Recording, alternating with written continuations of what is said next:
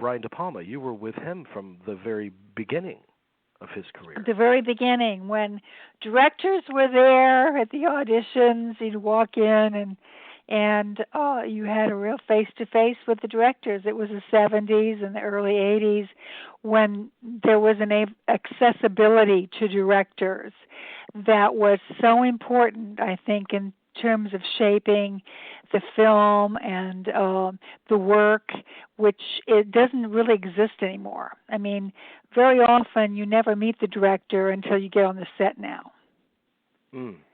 Which is a huge loss, I think, because you go in now, you audition for an assistant to the casting assistant, and they just put you on tape. There's very little feedback. You don't know. A scene can be done in many different ways, so you make a best guess as what you think. But in those days when the director was available, they would say, I like what you did, but I had this in mind. Can you think you can do that? And you'd say, oh, sure, and you'd work with them, and it was fun. I mean, it was fun working with Brian in the early days. It really was, because it was sort of all the early movies that I did with Brian, the two early ones, Greetings and Hi Mom, were actually done with they're all improvised, really, basically. Brian would tell you what he thought the scene was, what he wanted from the scene. And then you would kind of go in and you'd improvise it, which is, and the Greetings was made on short ends, what they call short ends at the time, which he would buy, 3, 4, 5 minutes of film, and he would say, you have 5 minutes of film here. We have 5 minutes to where we got to get this done in 5 minutes. So it was very exciting. It was really exciting because there was a certain energy to it all, and Brian, people don't realize that his early movies were dark comedies, but they were comedic, and he had this wonderful sense of humor that he had personally, that he wanted in the films. Of course, that changed later when he went into more of the Alfred Hitchcock type films.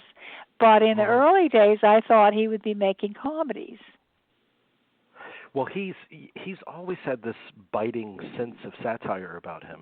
But even in his thrillers, much like those early films that we're talking about, there's still this very social political bent to them. They're subtext, and I think a lot of times people don't catch on to that. I mean, I we talk a lot about, as directors get older, maybe they're and this might be unfair, but some of them kind of get softer.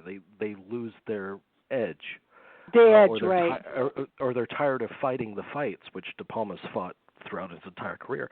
But De Palma's one of those that I think he still has that very biting, acerbic, urgent sense about his work. I think that's very insightful of you. I think you're absolutely right on. And I think he had it early, and I think he still has it now. Thing to do is find the right vehicle where he can let it come out again. Yeah. I mean, that's the thing. I mean, looking over your these early movies that you're a part of, they truly, these movies are more and more rare nowadays. Movies that actually speak to the time in which they were made. They commented on the world, whether it be Scarecrow or Panic in Needle Park or Deer Hunter, any of these films, they were invested in the world at the time. I absolutely agree with you, and that's very insightful of you to say that, but I think that's the difference between the movies that were made then and why people are drawn back to the 70s and 80s films as opposed to films that are being made now, which, they're good in their own way, but they're very genre films, and they're action and special effects films, and I don't know that they really reflect the times today as opposed to the films that the early filmmakers like Brian De Palma and Jerry Schatzberg made. I mean, I think Panic in Needle Park is still the best anti-drug film ever made, and it really captures the 70s, of course, but it also captures that kind of life. I think any young people, somebody was saying that one of their teachers was screening it in their class, and I thought, what a great thing to do, because you show that film and you show that life, and it takes all the glamour out of it. It takes the glamour out of drugs, and you realize what a stark hellhole that place is. And I think that the acting was superb, and Jerry Schatzberg was I think it's just a classic film that I hope it gets more acclaim now than it did at the time, but I hope it's rediscovered by people. And I was really thrilled when I heard that somebody was showing it in their high school class. I thought that was wonderful. Schatzberg was, he's still with us. He's the extraordinary He's still with us, director. and he's very lively, too. I was walking up the subway. I run into him every now and then, and I was walking up the subway steps, and he's walking faster than I am. At that point, he's doing great. We actually did a show on Scarecrow and welcomed him to the show to talk about making it. And I'm crazy about this period of film that you were involved in, including one more title that I got to ask about. I want to know what it was like to be on a Robert Altman set, because you were in The Long Goodbye. Well, I write about this in the first chapter of my book, The Mommie Dearest Diary. He's one of the people I write about because I had an affair with Bob Altman for about a year and a half, and I knew him through that period. He's a wonderful, complex man, but he was very heavy into cocaine at the time, and so it was the 70s. It was a big cocaine era, and so for him, he was just on it morning, noon, and night, and yet he had his vision of how he wanted to make the film. The Long Goodbye was beautifully photographed by Vilmos Zsigmond, and I think Vilmos I have to credit him a lot by making that feel of that film look just fantastic. And I think, of course, the actors were terrific in it. I kind of feel bad in the way that it was cut by the way the writer of the film and Bob Altman had a huge fight toward the end of the film when she saw the cut, because she felt he had ruined her script, and I think that there is some validity to what she said, because I think he had these long kind of pauses where her script was very sharp and it really moved, where Bob's vision it was kind of slow and languid. And I think what happened also with Sterling Hayden was he had the performance in that film that was like the best performance. And everybody thought, Sterling is going to get nominated for an Academy Award. It was just a terrific performance. He played kind of Hemingway kind of writer guy, very complicated, and remarkable work. And then that cut shredded to the bone, where really it was really sad, because it really diminished his performance. But I think Bob tended in that movie to overshoot a lot of things, and that's why the writer and he had this huge fight, is because originally the script, it really moved much quicker and had probably a little bit more impact, but he slowed it down to these kind of visions that he had. My understanding is that it wasn't necessarily unusual for a screenwriter to take issue with Altman's approach. They had to kind of settle in their own minds that, this is now a Robert Altman movie, and just by definition, it's going to be different from what I imagine it to be. Yes, I think you're absolutely right, but I don't think she mentioned it would be as different as it was.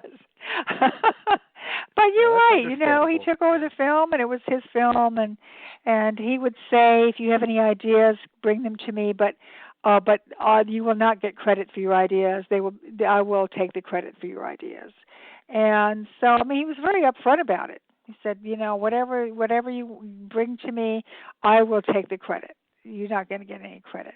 So it was I mean, he gathered together some wonderful people, including Nina Van Plant, which I write about in my book. When he saw, I was with Bob when he saw her on the Johnny Carson show, and when she had betrayed her lover Clifford Irwin, and then she came on the Johnny Carson show and sang "You've Got a Friend," and Bob was laughing hysterically because here she'd betrayed this guy, and now she was singing about "You've Got a Friend." But at the same time, he saw that she was a great beauty. She was just really a beautiful looking woman, and so he thought, well, that's the woman that would be perfect for my part and the part in the film. So that's how she got cast. So.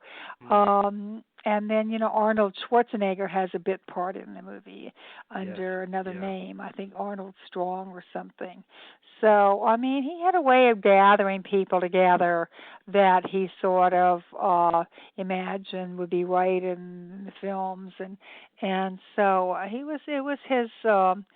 was who he was. Yeah, and this segues to the story of Joan Crawford too. I mean, Mr. Altman, he survived the period of the 70s when you said he was going through turmoil with drugs, which was not a rare thing, especially in the artistic community. Is there something about the artist's spirit that kind of lends them to fly a little too close to the flame, or what is it in the artist that is acceptable to that kind of thing? Self-destruction. I think some people are susceptible to drugs and alcohol, and some people aren't. I mean, I think it's an individual thing. I mean, Bob loved his cocaine, and I think he paid a price for it later when he had to have a heart transplant. I think it blew out his heart, really, honestly. I think that amount of drugs just blew out his heart, and he did have a heart transplant. I think some people were in it for a short while, and some people was like a way of life, and I think it just depended on the personality of that person. Bob was a person of great excess. Everything was in excess. So I think it was no surprise to me, I think, looking back, that this is something he just continued doing. But I think it's just an individual thing. I think some people stay in it for a while and see that it's really leading them down a rabbit hole they don't want to go to, and they get out of it. The same thing as people with alcohol. So many people now, the actors and things, are in AA, and they've gotten past that. They're living a pretty healthy lives. They haven't stayed alcoholics. So I think it's more like the individual personality of each person, really. Yeah. So under what circumstances did the Mommie Dearest project come to you? Well, I didn't realize it till the end of the movie when Frank Yablans told me. He was a producer. He said he had recommended me to Frank Perry. I had no idea he did that. So when I got a call from my agent to go meet with Frank Perry in New York, Frank was living in New York at the time on Park Avenue. To me, it was just an appointment for my agent to meet with Frank Perry. But later on, Frank De Palma said, no, I had recommended you for that part. So I found that out near the end of the film. And when you read the script, did it immediately appeal to you? Well, I didn't read the script when I met Frank Yablans. There was not Frank Yablans, Frank Perry. When I met Frank Perry, that's the way the old-time great directors worked. See, when I met Elia Kazan for his film, there was no script. There was just a one-on-one meeting, and then he decided right then and there he wanted to cast me. This is The Last Tycoon. Then when I met Brian De Palma, the same thing. He, was like, oh, I think you're absolutely right for the part. He cast me. When I met Michael Cimino, it was the same thing. It was a one-on-one for about 35-40 minutes. And then he decided a couple of days later that he wanted me. I didn't read the script. There was no script, no audition. The same thing for Frank Perry. It was a one-on-one meeting for 30 minutes in his apartment. I sat across his desk, in his little study, and we talked. We talked about that era. We talked about movie stars. We talked about Joan Crawford. We sort of just had this 30-minute conversation. Now, that's it. No script, nothing. I found out on Christmas Day when I was really sick with the flu, he called me and he said, well, I want you to do the part. I know he was seeing other people because at the end of the 30 minutes, he very wonderfully said, well, let me get your coat, and he helped me put on my coat and everything because I know somebody else was probably coming in the next 5 or 10 minutes. So it was a meeting, and I think he just decided that based on also, I'm sure, Frank Yablon's, the producer's recommendation, I think both the meeting, had the meeting gone badly, I don't think I would have gotten cast. He would have said to Frank Yablon's, I don't think I could work with her. But because the meeting went really well, and then Frank Yablon's wanted me, I think that then they both agreed. And so I didn't really get the script until I arrived in Los Angeles. Okay. On the first day of January 1 when I flew in, and then I found the script waiting for me. What's fascinating to me is, in the 35 years since the movie's been out there, it has acquired a reputation as a little bit of a delirious cult classic. And I'm curious to know if when you read it on the page or even when you started making it, did that feel like what you were going after, or was that just a byproduct of the process of It was I feel it was definitely a byproduct of the process. They wanted to make a really good story of a movie star in that era and her issues. Now, I think the original book by Christina Crawford, was not the script.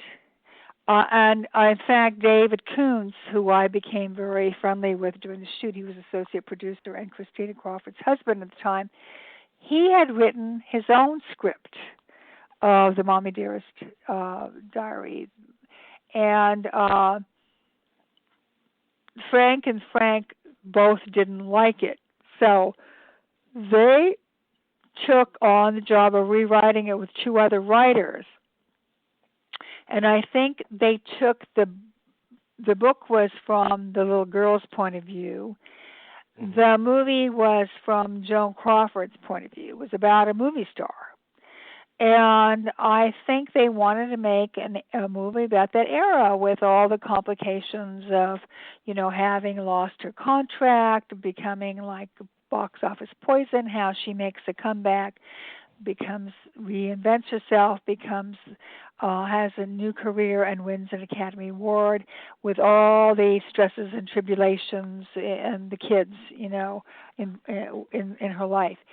Now, having said that, I don't think anyone had an idea, a hint, even an idea of that it would take this strange turn, this strange curve, and become this kind of a what can I say, cult classic that had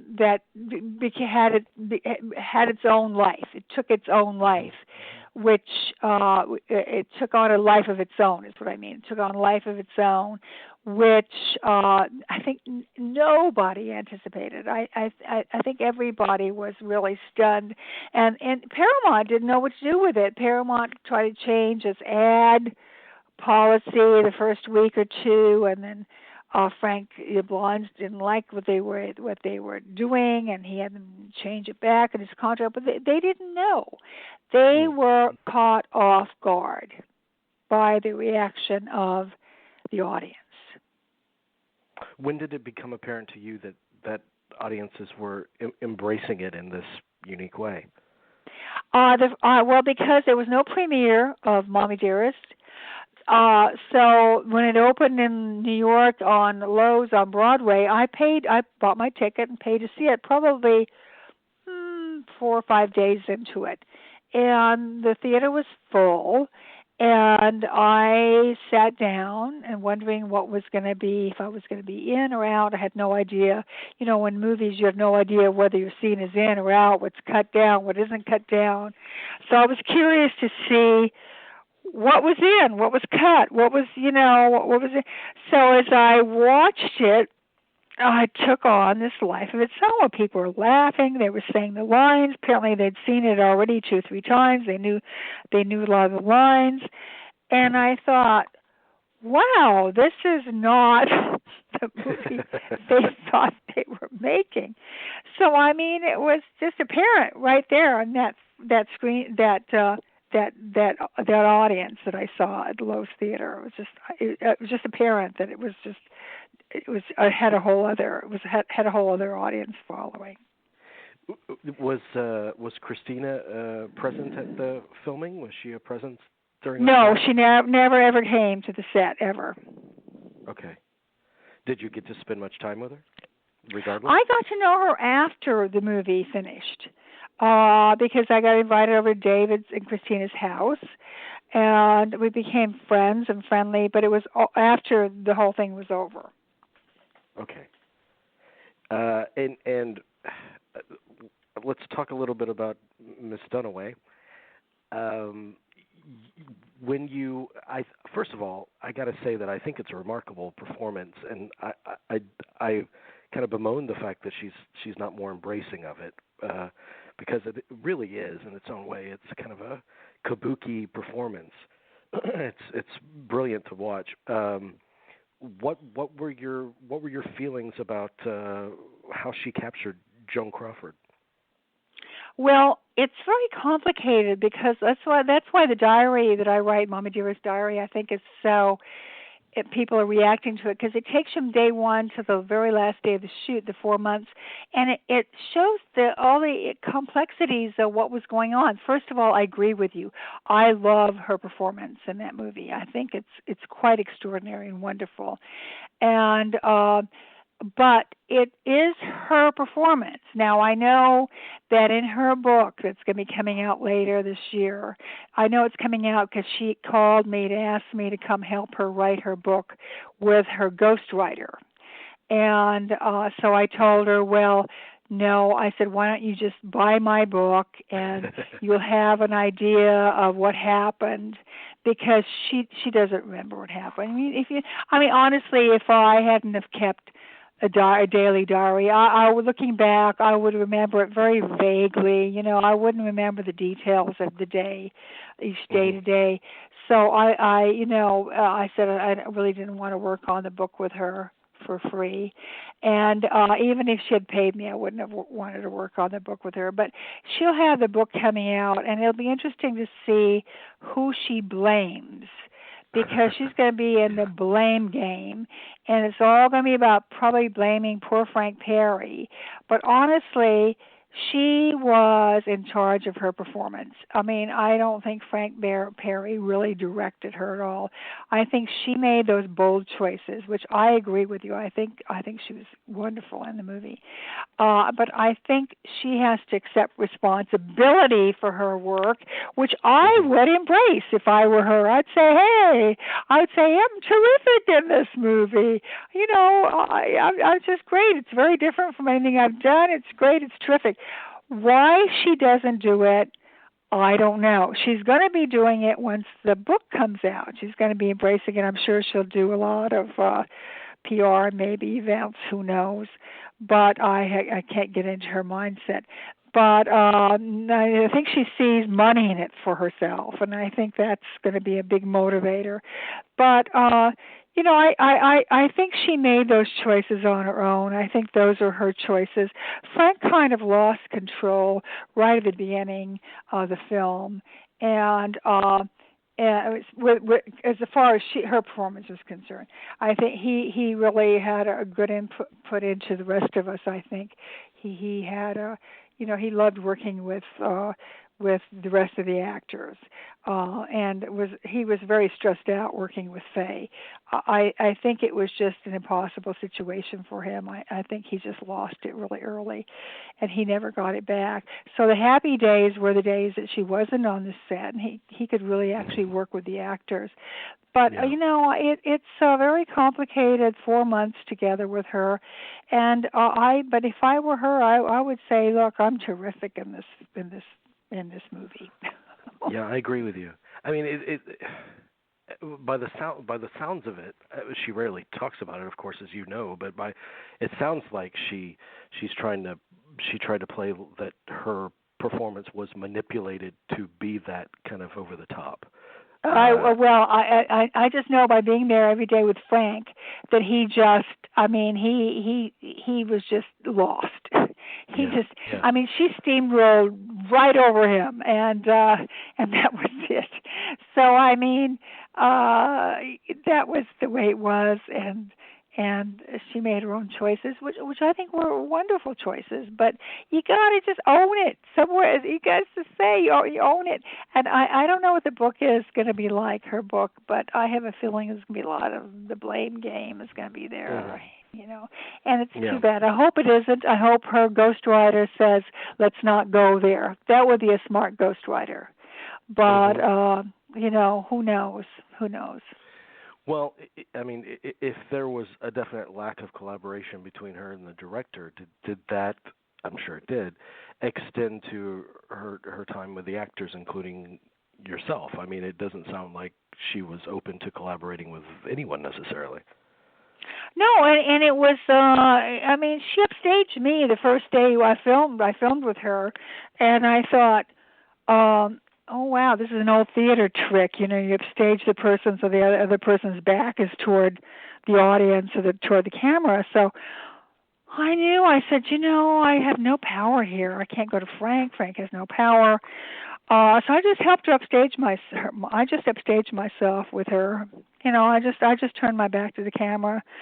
So there wasn't going to be a huge fight about that. You're in a position where Faye was a huge star at the time. She was a big, huge star.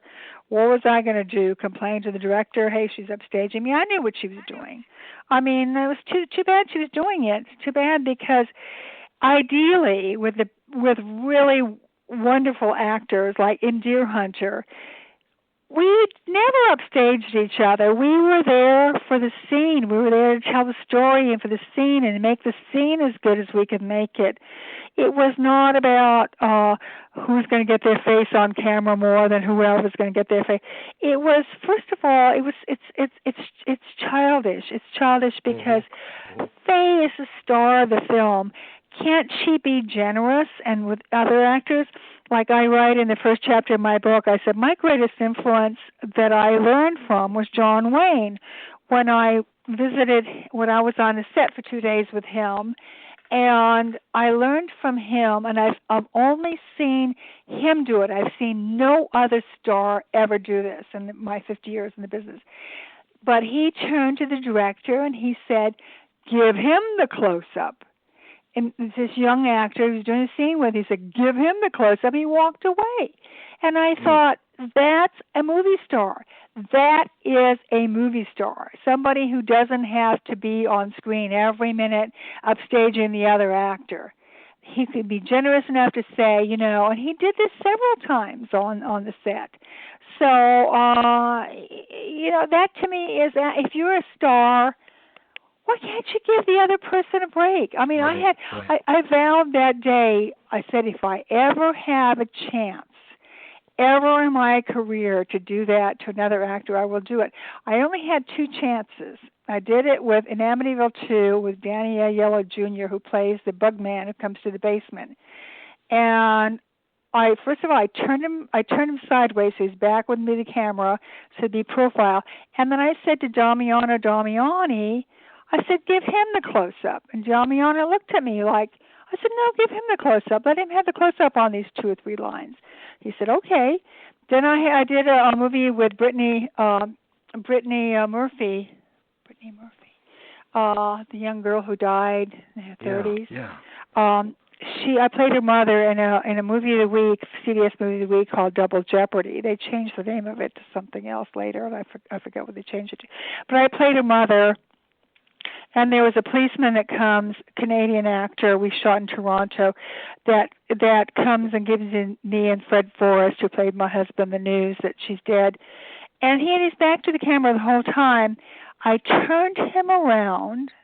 I said, you know what? You want to be on camera here. And here, let's share camera time, you and I.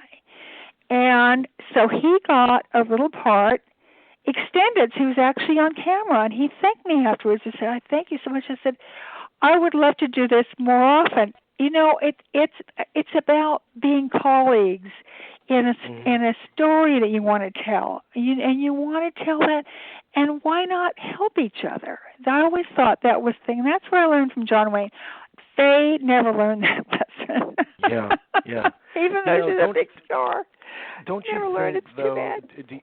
do you think that lack of creative generosity speaks to an insecurity? I don't know what it speaks to. I think there's a self-obsession now that goes on, the me. It's all about me. Well, you know what? It's not all about you. There's a lot of other people in this world. Let's embrace them. If we have a chance to work with them or even be with them, let's embrace them and let's have this we moment. Especially when you're acting. You know, honestly, you don't act alone.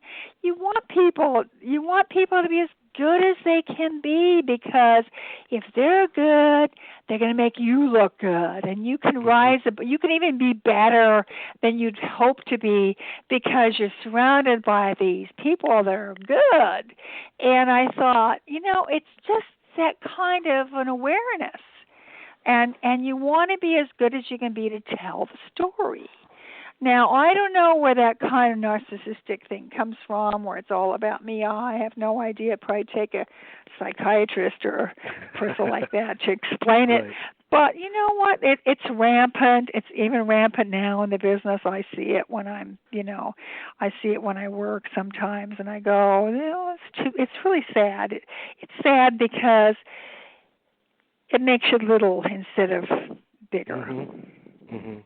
You know, it's so interesting because I love Betty Davis. So over the weekend I was looking at old interviews with her, and I'm sure maybe you're aware when she was on the Tonight Show and Carson asked her, "Who would you never work with again?" and she said Faye Dunaway, like right away.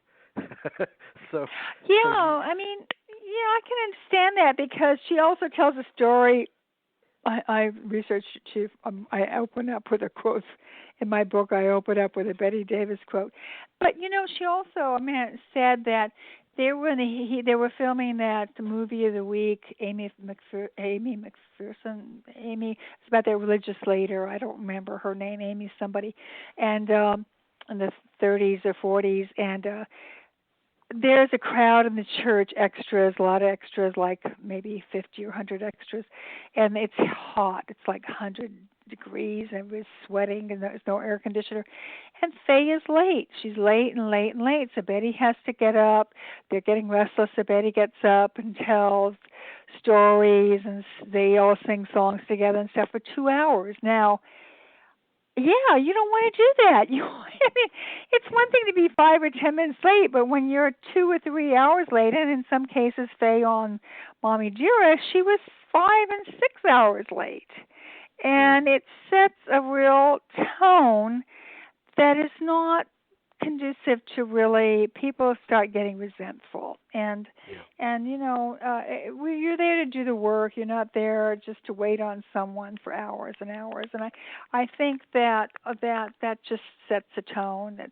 And of all people, these old movie stars, truly they were movie stars, Joan Crawford, Betty Davis, they were always on time. They knew their lines. They were such pros. And in a way, that's what you want on a movie. You want somebody to come in who's a pro, who honors your time, respects your time, and is there and does their job. And that really means a lot. Plus, honestly, today, if you're that late, one of the reasons Mommie Dearest that we went behind and had to have scenes cut at the end. Frankie Lawrence pulled the plug. He said, "No, we have to. That's it. Whether it was shot or didn't shot, we finished," because they were several $1 million in the red because of phase lateness, and they were, producers today. It's all about money. If you cost them that kind of money, they don't want to eat it. They don't want to eat that kind of loss. So, it is about being a professional. And I think the old movie stars understood that. I mean, John Wayne, when I got there at 5:30 in the morning, he was already there. It's like,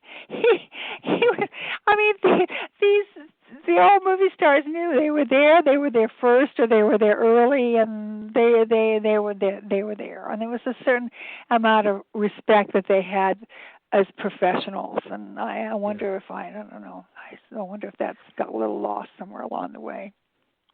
Well, last question about your working relationship with Miss Dunaway. Didn't she have some kind of input on the appearance of your character, the look of your character? Yes. Well, I went in with the makeup man, who, by the way, came out of retirement, who had done Judy Garland, who had done Joan Crawford on several films, and he was a real pro. And so we made her look charactery. It's not like we made her look glamorous, Carol Ann. We downplayed her, but attractive woman. By the way, Joan Crawford, when you look at the women that worked for her, they were all attractive. They weren't dressed glam, or they weren't glamorous, but they were all attractive. They were nicely dressed, nice hair and everything. And so Charlie knew, the makeup man knew, that's the women she surrounded herself with. And so he made me look, it was a character thing. We started in the 30s or the 40s, kind of hairdos and makeup. And so Frank Perry came in and said, "Oh, you can't look this good." And I didn't think I was looking particularly good. I just thought I looked, attractive. It wasn't like there was no big glam makeup or anything. So he said to Charlie, he said, "Take her down, take the makeup down, take it really down." So he came back the second time, said, "No, you still look good." Came back third time, said, "If you look this good, Faye Dunaway will have you fired, and there's nothing I can do about it." So I said to Charlie, "Well, look, I don't want to be fired. I don't want to lose this job. Just make me look really bad." So he put a little fake tip on my nose, and he kind of pulled my face down. He put real sallow like makeup. He did my eyebrows a whole different way, and then Frank came back. He said, "That's good. That's better." So that was already a first indication that, okay, whatever I do, I just got to tone it down. So that was fine. Once I knew that's the way it was, I accepted it. I didn't fight it, so it's fine. So in these years that this movie has, just survived and thrived, you've attended, I'm sure, lots of screenings. You have a 35th anniversary screening coming up at the Sarasota Film Festival in a couple of weeks. What is it about the movie today, 35 years later, that you think people are responding so resoundingly to? I asked myself that question, and I don't think I have an answer for it. I'm just guessing. First of all, people are entertained by the film. I did Hedda Lettuce's Mother's Day last year. Oh, I did the Halloween one last year, Mother's Halloween with Mommie Dearest at the Bowtie Cinema here in New York. It sold out. The whole theater sold out. People came in costume. They knew the lines. A friend of mine had never seen it. He came with his wife. He said he had the most fun that he's ever had in a long time. And I think what it's become is it's just become this fun event where people dress up, they know the lines, people come out and they're happy. Yeah. And there's a community, they feel close because other people know the lines.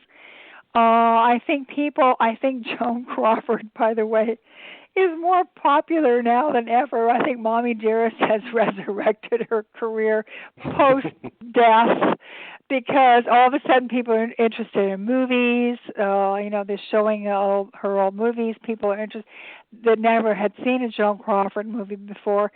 So it's a very strange kind of experience, and all I can know is to tell you what I just told you about what I see, how people are reacting to it, and we're doing it in Sarasota, April 6th and 7th. The night of April 6th, really, because I fly out on the 7th. And it's already, the VIP thing is already sold out. I think the screening where I do the Q&A is 75% sold out. And so it's going to be another one of those events that people are interested, they're excited, they have this communal experience with it, and they seem to have fun with it, which is certainly not what the filmmakers intended. So it took a whole journey. It has a life of its own, which is wonderful. It's so wonderful that you're able to share in that fun now, since you weren't when you were shooting it. I know, isn't it terrific?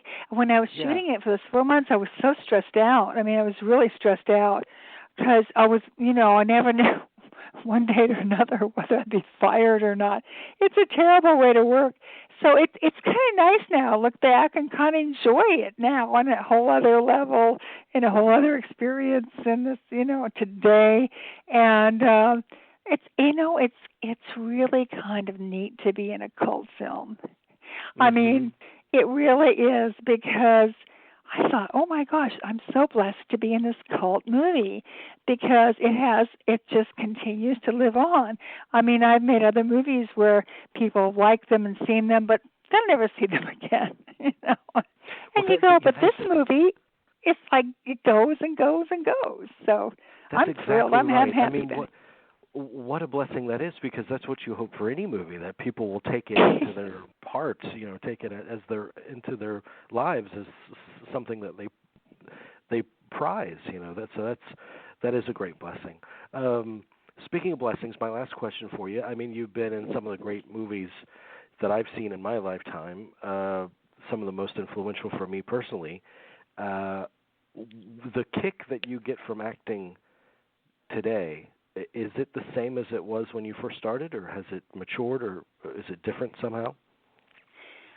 Well, it's still exciting. I mean, I still go in, my heart is thumping the first day.